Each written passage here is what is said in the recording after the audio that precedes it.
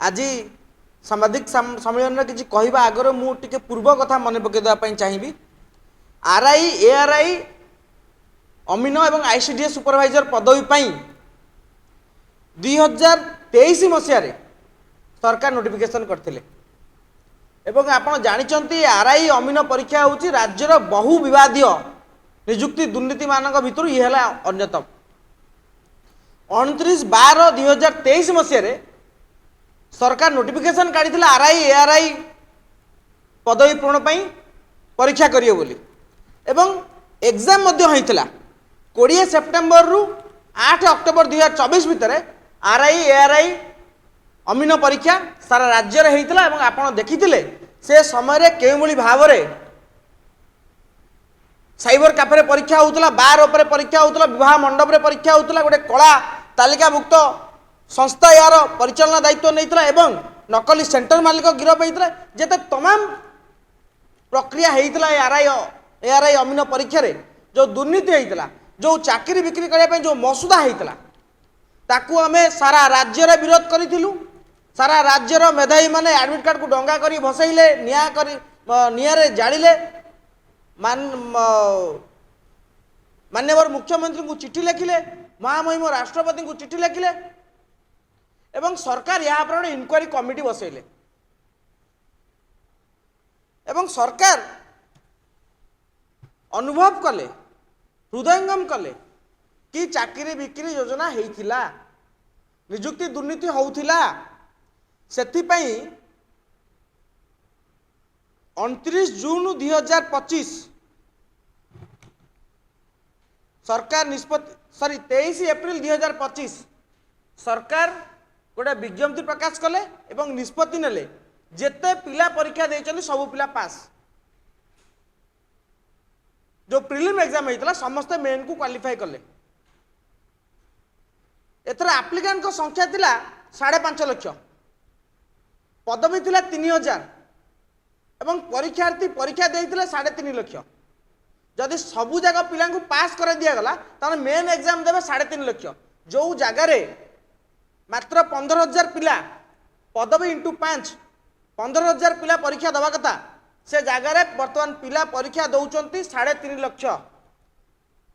एवं आमर प्रश्न होउची सरकार जो परीक्षा परिचालना जो संस्था करुला तार जो त्रुटि होता जो निजुक्ति बिक्री करने जो चेष्टा करुला जो संस्था ता विरुद्ध सरकार कौन कार्यानुष्ठान नहीं एवं द्वितीय प्रश्न होउची जो राजस्व क्षति हम 15,000 जगह 3.5 लाख पिला परीक्षा देवे ता सरकार कौटू एवं किपरि भरणा करेंगे एवं सब आश्चर्य कथा होउची गत काली OSSSC एक नोटिस जारी करिछि आरआई परीक्षार मेन एग्जाम हम समान ढांचारे समान ढंगरे समान व्यवस्था परीक्षा हम सही ऑनलाइन परीक्षा हम सही सेंटर मान भीतर परीक्षा हम जो सेंटर गुड़ाक 6 मास रु वर्ष भीतर खोली चाकरी बिक्री करने खोली एवं से ही 40टा शिफ्ट परीक्षा हम भारत वर्ष 40टा शिफ्ट मेन परीक्षा हवा इतिहास रे यह प्रथम से जो नॉर्मलाइजेशन प्रोसेस कहते परसेंटाइल मेथड कहते मेधावी मैंने बुझीपार बड़ बड़ स्टैटिस्टिक्स जो मैंने पढ़ी प्रोफेसर स्टैटिस्टिक्स प्रोफेसर बुझे पार से नॉर्मलाइजेशन और परसेंटाइल मेथडटा कौन सरकार कौटू आडप्ट कर 40टा शिफ्ट परीक्षा कर आम दाबी करुचु सरकार तुरंत एथिरु क्षांत रुहंतु परीक्षा को ऑफलाइन मोड रे करंतु एवं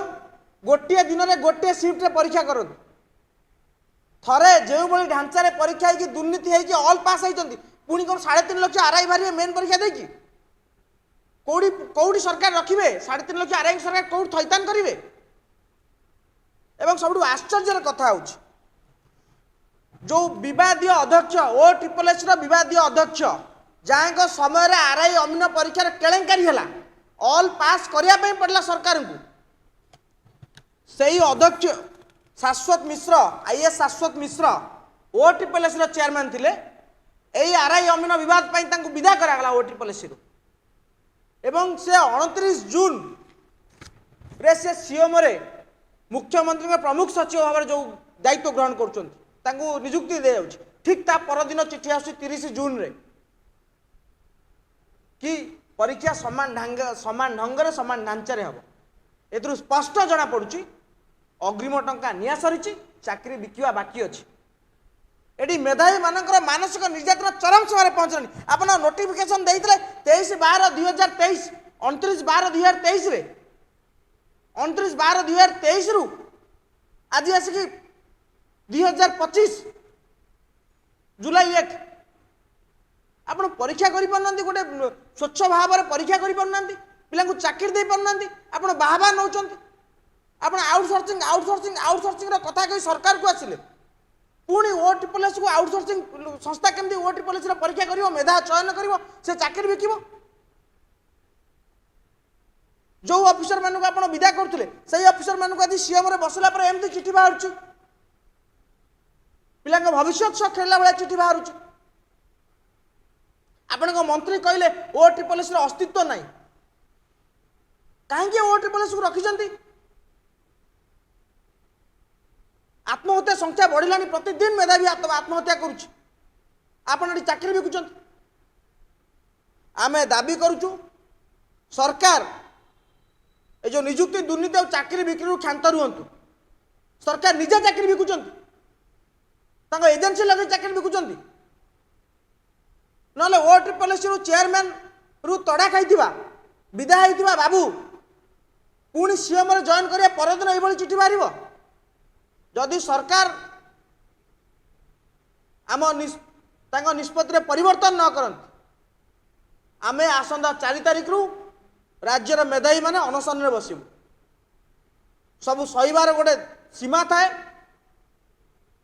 गोटे धैर्य थाए दीर्घ 1.5 वर्ष धरी आम आंदोलन कर आसु नियुक्ति दुर्नीति होउची चाकरी बिक्री होउची तार तदंत होला प्रमाण बाहरला ऑल पास करिया पई पड़िला आपण फॉरेस्ट गार्ड रे 337 जन पिला बाहर कर चयन चिन्हट कर जो मैंने आप कहते कि परीक्षा अनियमितता करथिले बोली